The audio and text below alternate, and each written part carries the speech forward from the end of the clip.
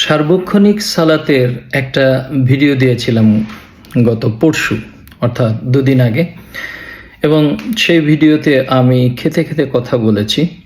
আমি খুবই দুঃখিত যে অনেকেই সেই ভিডিওটার বিরূপ মন্তব্য করেছেন বা সমালোচনা করেছেন যে আমি খেতে খেতে কেন কথা বললাম, বা গুরুত্বপূর্ণ কথা খেতে খেতে কেন বলা, বা খাওয়া ভিডিও দেখানোটা অনেকটা অরুচিকর ইত্যাদি। দেখুন, এখানে কয়েকটা বিষয় ক্লিয়ার করি। প্রথমত, আমি ক্ষমা চেয়ে নিচ্ছি যারা এই ভিডিওটি পছন্দ করেননি, তাদের কাছে আমি খুবই দুঃখিত। ভিডিওটি কেন করেছিলাম খেতে খেতে, তার একটা উদ্দেশ্য ছিল। সেটা হচ্ছে যে কাজের মধ্যে আমরা যে ব্রেক পাই, 30 মিনিটের একটা লাঞ্চ বিরতি, তো সেই বিরতির মধ্যে ভিডিওটা করলাম, কারণ বেশ কয়েকদিন ধরেই আমি ভিডিও করার সময় পাচ্ছিলাম না। এটা একটা কারণ। আর একটা কারণ হচ্ছে যে যারা আমার ভিডিও দেখেন, যারা আমাকে পছন্দ করেন, আমার কথা পছন্দ করেন, তাদের আমার সম্পর্কে অনেক প্রশ্ন, যে আমি কে, আমি কি করি, আমি কোথায় থাকি, আমি কি কাজ করি, আমার যোগ্যতা কি, ইত্যাদি ইত্যাদি নিয়ে নানান প্রশ্ন থাকে। তো সেই প্রশ্নগুলোরই একটা উত্তর হয়তো এর মধ্যে আপনারা পেতে পারেন, যে আমি কাজ করি সাধারণ কাজ, এবং এভাবেই আমি খাওয়া দাওয়া করি। অর্থাৎ আপনারা যারা আমাকে জানতে চান, তাদের এটাও একটা জানার বিষয় যে আমি কিভাবে চলাফেরা করি, কিভাবে খাই, কি খাই এবং কেমন চলি। এটা যদিও আমি সবসময় এমনটি খাই না, কিন্তু এভাবেই খাই।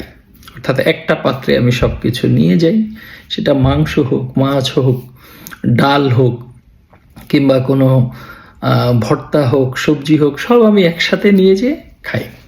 যেটা আমার বাসারও অনেকে পছন্দ করে না, যে একসাথে নিয়ে যেয়ে কীভাবে খায়। মানুষ প্রত্যেকটা জিনিসের তো আলাদা আলাদা স্বাদ নেয়, কিন্তু আমি ওই একটার মধ্যে নিয়ে খেয়ে অভ্যস্ত। এটা সবসময় বাসায়ও আমি একসাথে মিশিয়ে খাই সব কিছু। তো এইটা সবার হয়তো ভালো লাগবে না, কিন্তু অনেকেরই জানতে চান এটা। কারণ হচ্ছে যে এটা আমার দৈনন্দিন জীবনের একটা পার্ট। আপনার এই দৈনন্দিন জীবনের পার্টকে তো অস্বীকার করতে পারবেন না। তো সেটাই সহজ সাবলীলভাবেই আমি উপস্থাপন করেছি। তো সেই সহজ সাবলীলটা অনেকের কাছে হয়তো পছন্দ না। আরেকটা বিষয় হচ্ছে যে খেতে খেতে কথা বলা যাবে না, এই বিষয়টা অনেকের মাথায় ঢুকে আছে। খাবার সময় কেউ সালাম দিলে এই খাওয়ার সময় সালামের উত্তর দেওয়া যাবে না। খাবার সময় কেউ একটা গুরুত্বপূর্ণ কথা বললে এই এখন খাও, খাওয়ার সময় কথা। এই যে একটা ধারণা আমাদের মধ্যে, খাবার সময় আপনি সব কথা বলতে পারতেছেন, সালাম দিলে উত্তর দিতে পারবেন না কেন? তো এই যে আমাদের ভিতরে এক একটা বিষয় ঢুকিয়ে দেওয়া হয়েছে, অর্থাৎ মোল্লারা কিছু স্ক্রিপ্ট করে দিয়েছে আমাদেরকে, ওই স্ক্রিপ্টের বাইরে আমরা যেতে পারি না। এই যে একজন আমাকে প্রশ্ন করেছে যে বাদ্য যদি জায়েজ হয়, তাহলে মসজিদে কি বাদ্য বাজানো যাবে? দেখুন, একটা সহজ সাধারণ বিষয়টাকে এত এত প্রশ্ন করে আমরা এটাকে এত জটিল বানিয়ে ফেলি, যে এই জটিলতার কারণে আমরা সহজ জিনিসটা গ্রহণ করতে পারি না। আপনার খেতে খেতে কথা বলা এইটা সমস্যা না, হয়তো অনেকের সমস্যা হতে পারে খাবার দেখার বিষয়টা অনেকের কাছে বিরক্তিকর লাগতে পারে। তো সেই জন্য আমি দুঃখিত, হয়তো আগামীতে আমি এরকম খেতে খেতে ভিডিও করব না।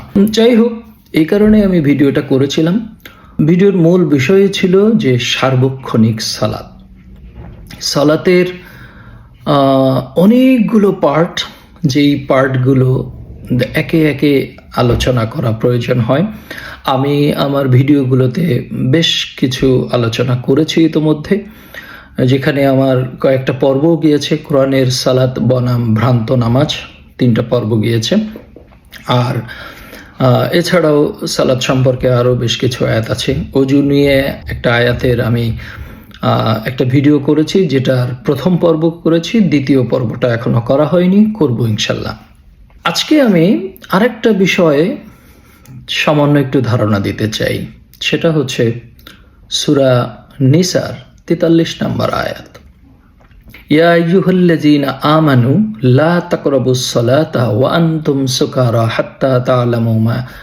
এই যে আয়াতটা, এই আয়াতের বাংলা অনুবাদ দেখুন, যেখানে বলা হচ্ছে যে তোমরা যতক্ষণ না বুঝতে পারো তোমরা কি বলছো, অর্থাৎ তোমরা নেশাগ্রস্ত অবস্থায়, মাতাল অবস্থায় অথবা মোহগ্রস্ত অবস্থায় সালাতের ধারে কাছেও যেও না।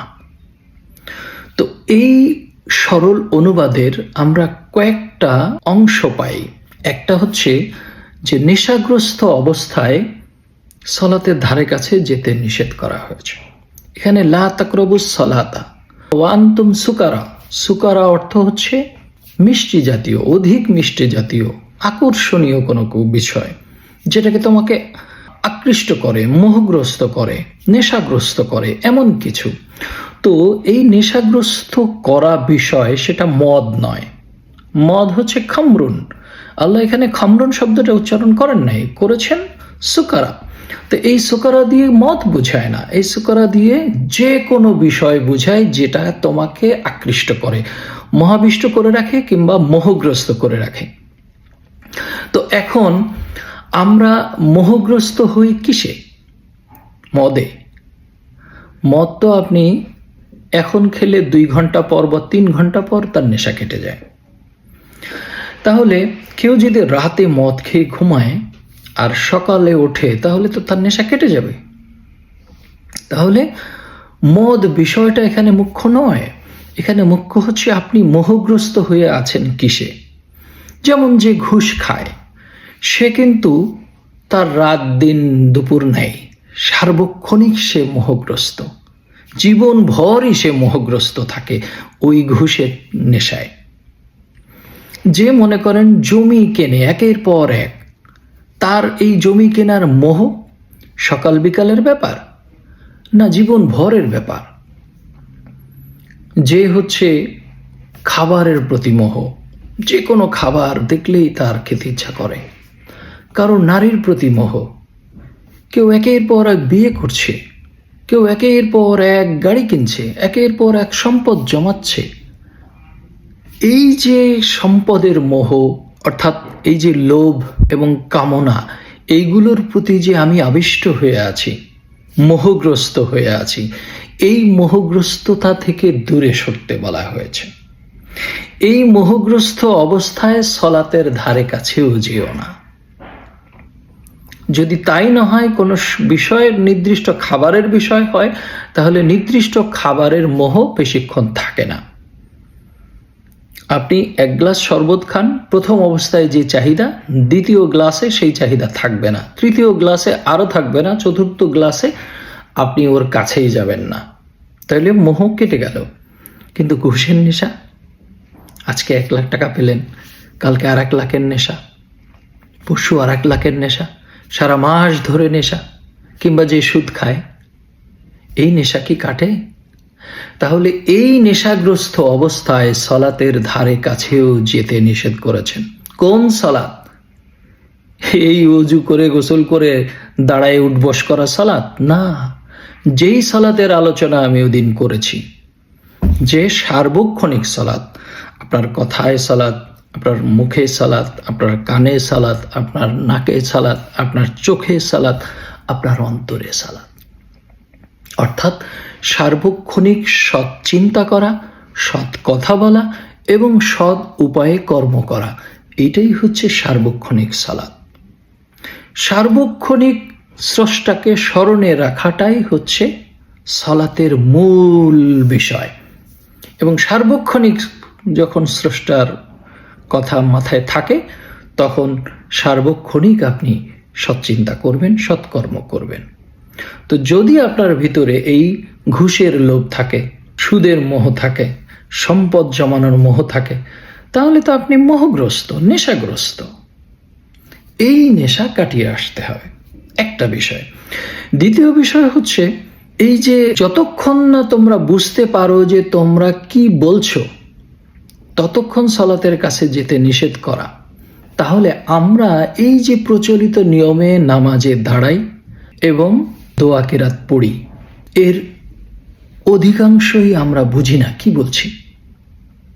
তাহলে আল্লাহ যে বললেন কি বলছো সেটা যদি না বুঝো তাহলে সালাতের কাছে যেও না। তাহলে আমি আলহামদুলিল্লাহ রব্বিল আলামিন এই সূরা ফাতিহা কি বলছি সেটা বুঝি না, অন্যান্য যে সূরা বলছি সেটা কি বলছে আমি সেটা বুঝি না। তাহলে না বুঝে আমি যদি এটা পড়ি তাহলে তো আল্লাহর এই কথার বিরোধিতা। আল্লাহ বলেছেন তুমি না বুঝলে তার ধারে কাছেও যেও না। তাহলে যদি আপনি এই ওয়াক্তীয় নামাজ পড়েনও, সবার আগে আপনার দরকার হচ্ছে কি বলবেন সেটা বুঝে যাওয়া। অর্থাৎ আপনি তো সালাতে দাঁড়িয়ে আল্লাহর সাথে কথা বলছেন বা আল্লাহর কাছে অনুনয় বিনয় করছেন, আল্লাহর কাছে সাহায্য চাইছেন, আল্লাহর কাছে প্রার্থনা করছেন। তো কি প্রার্থনা করছেন, কি বলছেন সেটা তো আপনার বুঝতে হবে। যদি না বুঝেন তাহলে আপনার জন্য এই আয়াত যে যতক্ষণ না তোমরা বুঝতে পারো কি বলছো ততক্ষণ সালাতের কাছে যেও না। তো এই বিষয়টাকে আমরা এভাবে বুঝি? আমরা বুঝি না। আমরা যে কোনো একটা বিষয়কে সামনে আসলে সেটা নিয়ে তর্ক জুড়ে দেই বা সেটার কত দিক থেকে ভুল ধরা যায় সেটা নিয়ে ব্যতিব্যস্ত হয়ে যায়, কিন্তু কেউ এই অভ্যন্তরীণ নিগূঢ় সত্যকে জানতে চায় না। তো এই বিষয়গুলো আমাদের জানা দরকার। অনেকেই আমাকে বলেছেন যে আমি শুধু সমস্যাগুলো তুলে ধরি কিন্তু সমাধান দেই না। দেখুন, সমাধান যদি এক কথায় এক লাইনে বলে দেই তাহলে অনেকের কাছেই এটা গ্রহণযোগ্য হবে না, অনেকের কাছে বোধগম্য হবে না, অনেকের কাছে এটা অবান্তর মনে হবে। কারণ সারা জীবন ধরে আমরা শুনে আসছি যা, তার মধ্যে হঠাৎ করে একটা শব্দ যদি আমি কিছু বলি তখন আপনাদের কাছেও এটা গ্রহণযোগ্য হবে না, মনে হবে যে এটা উদ্ভট। এবং যেটা এই এত কিছু ব্যাখ্যার পরেও অনেকেই বলছেন যে না, এটা চলবে না, আমরা এতদিন ধরে যা করে আসছি, সবাই যা করছে, অমুক করছে তমুক করছে, আমরা সেটাই করব। এই তো, তাহলে সেখানে এক কথায় আমি যদি বলে দেই যে না এটাই সত্য, তাহলে তো কেউ সেটা মানতে পারবে না। সেই কারণেই আমি ভুলগুলো আগে তুলে ধরছি যে দেখুন এই আমরা করছি, আর এই হচ্ছে কোরআনে বলেছে। আমার কথা তো গ্রহণ করার প্রয়োজন নাই। আমি কে, আমি কি বলছি, আমার কথা আপনারা মেনে নেবেন, অন্ধভাবে অনুসরণ করবেন, সেটা তো দরকার নাই, সেটা আমি চাই না, সেটা আল্লাহ বলেনও নাই। আমি শুধু কোরআনের সত্যতা তুলে ধরার চেষ্টা করছি। সেই সত্যতা আপনারা যাচাই করে নেবেন আপনাদের বিবেক দিয়ে, আপনাদের আকল দিয়ে এবং কোরআন দিয়ে। যদি সেটা সত্য মনে হয় গ্রহণ করবেন, সত্য মনে না হয় ফেলে দিবেন। কারোর উপর কোনো জোর জবরদস্তি নাই, মানতে বাধ্য করাও নাই। আর এই বিষয়গুলো এমন যে এটা একদিন দুদিনে হয়ে যাওয়ার বিষয়ও নয়, এটা দীর্ঘদিন ধরে চর্চা করতে করতে করতে এক সময়ে যে মানুষ সেটায় অভ্যস্ত হয়। আর সত্য এমনই জিনিস, একবার যদি আপনার ভেতরে ঢুকতে পারে যে কোনো একটা বিষয় দিয়ে, তারপরে দেখবেন আপনি ওভাবেই সব কিছু মেলাতে পারছেন। সব সত্যগুলো তখন আপনার কাছে সহজভাবে ধরা দেবে। একবার যদি কেবল একটা সত্যের সূত্র ধরতে পারেন, যদি না পারেন তাহলে সব কিছুই আপনার কাছে অগোছালো এবং এলোমেলো মনে হবে, যেমনটা আমাদের কাছে মনে হয়। কোরআনে বলছে সম্পদ জমানো নিষেধ, সম্পদ জমানো হারাম। আবার আপনি আমাকে দোয়া শেখাচ্ছেন যে এই দোয়া পড়লে আপনি কোটিপতি হয়ে যাবেন, এই দোয়া পড়লে আপনার অঢেল সম্পদের মালিক হয়ে যাবেন, এই আমল করলে আপনি এত এত সম্পদশালী হবেন। তাহলে কি স্ববিরোধী কথা হয়ে গেল না? একদিকে আল্লাহ বলছেন সম্পদ জমানোই যাবে না, সম্পদের মালিক হওয়া তো দূরের কথা, আর একদিকে আপনি বলছেন কোটিপতি হওয়ার দোয়া। তো এই বিষয়গুলোর কারণেই আমরা আসলে খটকার মধ্যে থাকি। একদিকে আল্লাহ বলছেন যে অপবিত্র অবস্থায়, নেশাগ্রস্ত অবস্থায়, মোহগ্রস্ত অবস্থায় সালাতের কাছে যেও না। আবার আরেক দিকে আপনি বলছেন তোমার যা খুশি করো, তুমি খালি নামাজ পড়ো। তো হলো। তো এইরকম স্ববিরোধী কথা, স্ববিরোধী হাদিসে আমাদের মগজ হচ্ছে অন্ধকারাচ্ছন্ন হয়ে আছে, যার জন্য সত্যকে এক লাইনে বলে দেওয়াটা খুব কঠিন। বলে দিলে তা অনেকের কাছে গ্রহণযোগ্য হবে না, বোধগম্য হবে না, মানবেও না। যার জন্যই আমি সত্যকে তুলে ধরছি বিস্তারিতভাবে।